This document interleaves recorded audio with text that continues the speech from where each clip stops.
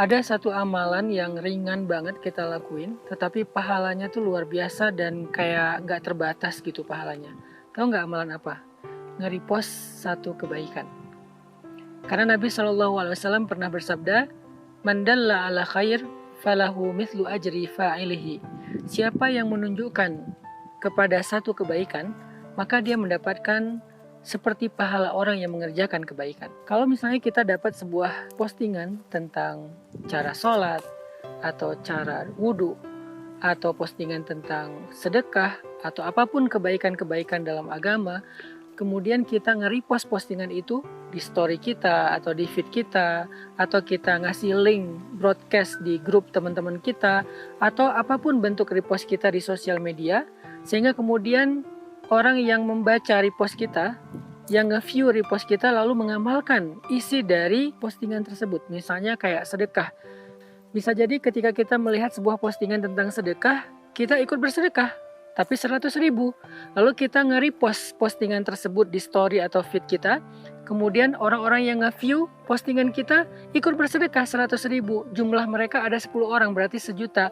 Maka pahala kita seperti bersedekah 1.100.000 rupiah.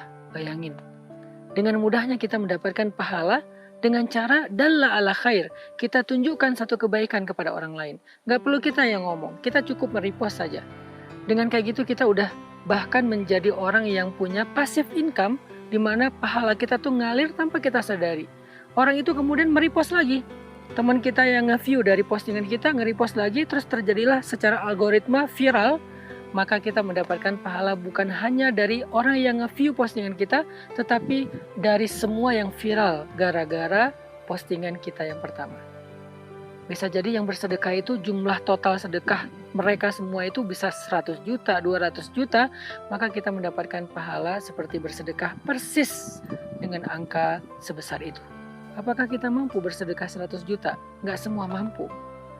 Mungkin untuk bersedekah seperti itu kita butuh sekian tahun menabung atau menjadi orang sukses dulu. Tapi apakah kita bisa bersedekah dengan angka seperti itu? Bisa. Hari ini pun bisa.